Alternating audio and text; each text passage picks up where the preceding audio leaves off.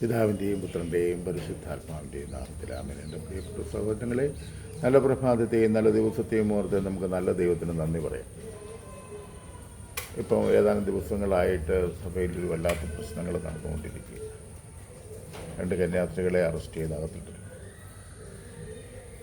അല്ലാതെ ഒത്തിരി വിശ്വാസികൾ ജയിലിൽ കിടപ്പുണ്ട്. അതുപോലെ തന്നെ വിജാതീയരായ ക്രിസ്ത്യാനികളല്ലാത്ത ഒത്തിരി പേര് ജയിലിൽ കിടപ്പുണ്ട്. പക്ഷെ ഇതൊരവസരമാക്കിക്കൂടെ? കന്യാസ്ത്രീകൾ എന്തിനാണ് വീട് വിട്ടു പോണത്? അവർ കർത്താവിന് വേണ്ടി ജീവിക്കാൻ ആത്മാക്കളെ നേടാം. അങ്ങനെയാണെങ്കിൽ എവിടെയായാലും സാധിക്കുമല്ലോ ഈ കാര്യം. അവർ സത്യത്തിൽ 2 പേർക്ക് ജോലി കൊടുക്കാൻ വേണ്ടി കൂട്ടിക്കൊണ്ടുവന്നു. അവരെത്ര പേരെ കൊണ്ടുവന്നു അത്രയും പേർക്കും ജോലി കൊടുക്കാനാണ്. അവർക്ക് ജോലി കിട്ടുന്ന ഒരു മനുഷ്യൻ്റെ ജീവിതം അനുഗ്രഹിക്കപ്പെടുമല്ലോ. ജോലിയില്ലാത്തൊരു പെണ്ണിനെ കെട്ടിക്കൊണ്ടുപോകാൻ വളരെ വിഷമമാണ്. പക്ഷെ ജോലിയുള്ളൊരു പെണ്ണാണെന്ന് പറഞ്ഞു കഴിഞ്ഞാൽ അതിൻ്റെ വരുമാനമുണ്ട് എന്ന് പറഞ്ഞു കഴിഞ്ഞാൽ ആ കൊച്ചിനെ കെട്ടിക്കൊണ്ടുപോകാനായിട്ട് വളരെ എളുപ്പമാണ്. അപ്പം അങ്ങനെ ഇതൊരു അനുഗ്രഹത്തിന് വേണ്ടി ചെയ്ത കാര്യമാണ്. അതിപ്പം ലോകത്തിനത്ര പറ്റിയില്ല. ഇത് മതം മാറ്റാനാണ്, അല്ലെങ്കിൽ ആളുകടത്തലാണ്. ഇതൊക്കെ നമുക്ക് പറയാൻ എന്ത് എളുപ്പമാണ്, തെളിയിക്കാനല്ലേ പറ്റാതെ വരുന്നത്.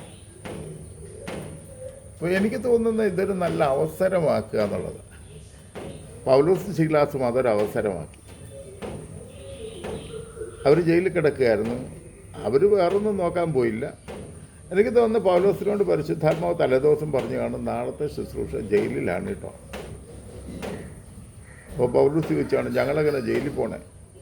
അതിനൊക്കെ വഴിയുണ്ട്, അതങ്ങ് വന്നോളും, നിങ്ങൾ ശുശ്രൂഷ ചെയ്താൽ മതി. കാരണം കാരാഗ്രഹ പ്രമാണിയെയും കാരാഗ്രഹത്തിൽ കിടക്കുന്നവരുടെയും നിത്യരക്ഷ സ്വർഗത്തിൻ്റെ കാര്യമായതുകൊണ്ട് അതിനു വേണ്ടിയാണ് അങ്ങനൊരു പണി ഒപ്പിച്ചത്. പരിശുദ്ധാത്മാവ് പണി ഒപ്പിച്ചു. കാരാഗ്രഹ പ്രമാണി ചോദിച്ചു, രക്ഷ പ്രാപിക്കാൻ ഞങ്ങൾ എന്ത് ചെയ്യണം? കർത്താവായ യേശു ക്രിസ്തുവിൽ വിശ്വസിക്കുക. അപ്പോൾ അങ്ങനെ ഒത്തിരി ആത്മാക്കളെ രക്ഷിക്കാൻ ആ കാരാഗ്രഹവാസം കൊണ്ട് റെഡിയായി. അങ്ങനെയാണെങ്കിൽ ഈ കന്യാസ്ത്രീകൾ എത്രയോ ഭാഗ്യമുള്ളവരാണ്. അവർ ഇന്ന് വരെ ചെയ്തിട്ടില്ലാത്ത തരത്തിലുള്ള ശുശ്രൂഷ. അതുകൊണ്ട് ഇതിന് എനിക്ക് സന്തോഷം മാത്രമേ ഉള്ളൂ. അവരനുഭവിക്കുന്ന വേദനയും കഷ്ടപ്പാടുമൊക്കെ കർത്താവിൻ്റെ സഹനത്തിലെ പങ്കുപറ്റലാണെന്ന് എന്തേ ചിന്തിക്കാത്തത്? പത്രോസിനെ ജയിലിലിട്ട് കഴിഞ്ഞപ്പോൾ ജനമെല്ലാം കൂടെ പ്രതിഷേധവുമായിട്ടാണ് കിടന്ന് ജയിലിൻ്റെ മുന്നിലേക്കോ അധികാരികളുടെ മുൻപിലേക്കോ പോയില്ല. അവരെല്ലായിടത്തും വീട്ടിലിരുന്ന് പ്രാർത്ഥിക്കാൻ തുടങ്ങി, കർത്താവെ, അങ്ങയുടെ പ്രിയപ്പെട്ട മകനെ അവിടുന്ന് തുറന്നു വിടണമേ. എന്തുമാത്രം വലിയ അത്ഭുതം! അങ്ങനൊരു സംഭവം പത്രോസിനെ പിടിച്ചകത്തിട്ടത് കൊണ്ടല്ലേ അങ്ങനൊരു വലിയ അത്ഭുതം കാണാൻ ലോകത്തിന് സാധ്യമായത്. കർത്താവിൻ്റെ പീഡകളിൽ പങ്കുപറ്റാനുള്ള ഭാഗ്യമെന്നല്ലേ പൗലോസ് പറഞ്ഞത്. റോമക്കാർക്ക് എഴുതിയ ലേഖനത്തിൽ പറയുന്ന നമ്മുടെ കഷ്ടതയിൽ നമ്മൾ അഭിമാനിക്കുന്നു. കഷ്ടത സഹനശീലവും, സഹനശീലം ആത്മധൈര്യവും, ആത്മധൈര്യം പ്രത്യാശയും ഉളവാക്കുന്നുവെന്ന് നാം അറിയുന്നു. പ്രത്യാശ നമ്മെ നിരാശരാക്കുന്നില്ല. ദൈവത്തിൻ്റെ സ്നേഹം പരിശുദ്ധാത്മാവിലൂടെ നമ്മുടെ ഹൃദയങ്ങളിലേക്ക് ചൊരിയപ്പെട്ടിരിക്കുന്നു എന്ന് എഴുതി വച്ചിരിക്കുന്നു. ഇത് വായിക്കുകയും വാചാലമായി പ്രസംഗിക്കുകയും പഠിപ്പിക്കുകയും ചെയ്ത വൈദികരും പിതാക്കന്മാരെയും ഞാൻ നിങ്ങളോട് പറയട്ടെ, സാധാരണഗതിയിലൊരു പ്രതിഷേധമൊക്കെ ആവശ്യം. അതിനപ്പുറത്ത് ഇതിൽ വലിയ കാര്യങ്ങളൊന്നും കാണാനില്ലെന്നേ, ആരെയും വെല്ലുവിളിക്കാനില്ലെന്നേ. നമ്മുടെ സമൂഹത്തെ തിന്നു തീർക്കാനായിട്ടൊരു സമൂഹം ഒരുങ്ങി നിൽപ്പുണ്ട്. ഇപ്പം മറ്റൊരു ഭാഗത്തുനിന്ന് കുറച്ച് പീഡനങ്ങളൊക്കെ വരുന്നെങ്കിൽ അവരോട് നമ്മൾ സുവിശേഷം പറയാത്തത് കൊണ്ടാണ്. സത്യത്തിലൊന്ന് ചിന്തിച്ച് നോക്കിയ പിതാക്കന്മാരെ, വൈദികരെ, നമുക്കെതിരെ നിൽക്കുന്ന ആരോടെങ്കിലും നമ്മൾ സുവിശേഷം പറഞ്ഞിട്ടുണ്ടോ? അതെ. രണ്ടാമത്, ക്രിസ്ത്യാനിയെ എന്തുമാത്രം തകർക്കാൻ ആരെല്ലാം ഒരുങ്ങിയാലും അതിനനുസരിച്ച് ക്രിസ്ത്യാനി വളരുന്നതല്ലാതെ തളർന്നുപോയ ചരിത്രം ലോകത്തെങ്ങുമില്ല. മറ്റുള്ള രാജ്യങ്ങളിൽ ഒരുപാട് പേര് മരിക്കുന്നുണ്ട്, വധിക്കപ്പെടുന്നുണ്ട്. ഭീകരവാദികളുടെ അക്രമപ്രകാരം വെടിവെച്ച് കൊല്ലുകയോ പെടലി വെട്ടുകയോ ഒക്കെ ചെയ്ത് നമ്മൾ കണ്ടിട്ടുണ്ട്. പച്ചയ്ക്കിപ്പോൾ യൂട്യൂബിലൂടെ കണ്ടിട്ടുണ്ട് എത്രയോ പേര് വധിക്കപ്പെടുന്നു. അതൊന്നും നഷ്ടമായി തീർന്നിട്ടില്ല സഭയ്ക്ക്. കാരണം അവരെല്ലാം സ്വർഗത്തിന് നിക്ഷേപമായി മാറുകയാണ്. സ്വർഗത്തിന് നിക്ഷേപമായി മാറുക എന്നുള്ളതാണ് ക്രിസ്ത്യാനിയുടെ ഏറ്റവും വലിയ ദൈവവിളി. നമ്മളതുകൊണ്ട് സങ്കടപ്പെടണം. പ്രതിഷേധിച്ചു, അത് ആവശ്യമാണ്. നിയമപരമായ കാര്യങ്ങളെല്ലാം ചെയ്യണം. അല്ലാതെ ഇനി എൻ്റെ മക്കളെ വിടുന്നില്ല എന്ന് ആരും വിചാരിക്കത്തൊന്നുമില്ലെന്നേ. പക്ഷേ ഇത്രയും പ്രതിഷേധം കാണിക്കുന്ന ഒരുപാട് പേരും അധികാരികളായിട്ടുള്ളവരാരും എറണാകുളം അങ്കമാലി അതിരൂപതയിലെ പാവപ്പെട്ട ദൈവജനത്തെ അറസ്റ്റ് ചെയ്ത് വണ്ടിയെ കൊണ്ട് കടന്ന് ബുദ്ധിമുട്ടിച്ചപ്പോഴൊന്നും മിണ്ടിയില്ല. സുവിശേഷം പറയാൻ പോയെടുത്ത് പിടിച്ചുകൊണ്ട് പോയി, അല്ലെങ്കിൽ അടി കൊടുത്തു എന്നൊക്കെ പറയുമ്പോൾ നമ്മൾ പ്രതിഷേധിക്കുന്നെങ്കിൽ ഇവിടെ പരിശുദ്ധ കുർബാനയെ അവഹേളിച്ചിട്ട് ആരും ഒന്നും മിണ്ടിയില്ല. പാലാ രൂപതയാണെങ്കിൽ വളരെ സ്റ്റാറായിട്ട് നിൽക്കുകയാണ്. കാരണം അനുസരണ കെട്ടവരെയും മറ്റു ദൈവജനത്തെ ബഹുമാനിക്കാത്തവരെയും പരിശുദ്ധ കുർബാനയെ ആക്ഷേപിച്ചവർക്ക് നേതൃത്വം കൊടുക്കുകയും ചെയ്യുന്ന പിതാക്കന്മാരെയൊക്കെ വിളിച്ച് അടിപൊളി പരിപാടി നടത്തി. പാലാ രൂപതയിലെ ദൈവജനമേ, നിങ്ങളുമെങ്കിലും ആ പിതാവിനോടൊന്ന് ചോദിക്കേ, ഇതിലെന്താണ് നമ്മൾ ഈ ലോകത്തിന് കൊടുത്ത സന്ദേശമെന്ന്. പിതാവിനെ എനിക്ക് ഒത്തിരി ഇഷ്ടമാണ്. പിതാവിന് വലിയ ബുദ്ധിമുട്ടുണ്ടാക്കിയ മറ്റൊരു സമൂഹം ഉണ്ടാക്കിയപ്പോൾ അവിടെ ചെന്ന് പിതാവിന് പിന്തുണ പ്രഖ്യാപിച്ച മനുഷ്യനാണ് ഞാൻ. പക്ഷേ ഇത് അംഗീകരിക്കാൻ പറ്റില്ല. അപ്പോൾ ഇതുപോലുള്ള തിന്മ ഞാൻ ചോദിച്ചിട്ട്, കേരളത്തിൽ ആരെങ്കിലും ചോദിക്കാം, നിങ്ങൾക്ക് പ്രതിഷേധിക്കാൻ എന്താ അവകാശം? നിങ്ങളുടെ ജനത്തെ നിങ്ങൾ തന്നെ ഓടിച്ചിട്ട് തല്ലുകയും അനുസരണക്കേട് കാണിക്കുകയും ഒരുപാട് ഉപദ്രവം കാണിക്കുകയും ചെയ്ത് നിങ്ങളുടെ പരിശുദ്ധ കുർബാന എന്ന് പറയുന്നത് ആ പരിശുദ്ധ കുർബാനയെ നിങ്ങൾ തന്നെ ആക്ഷേപിച്ചിട്ട് നിങ്ങൾ പിന്നെ എന്താ പറയുന്നേ? മിണ്ടാനൊക്കുമോ നമുക്ക്?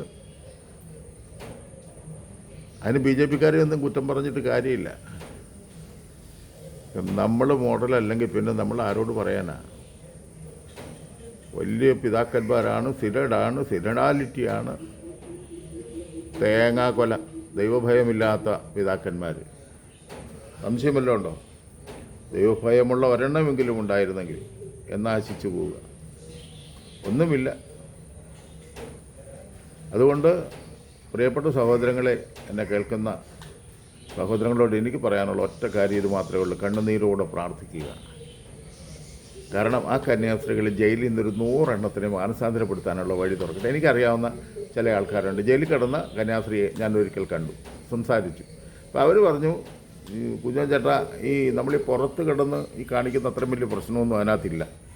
അവിടെ ചെന്ന് ഞാൻ ജയിൽ പുള്ളികളോടൊക്കെ, ഒത്തിരി നിരാശയിൽ കിടന്ന മനുഷ്യരോടൊക്കെ സംസാരിച്ചു.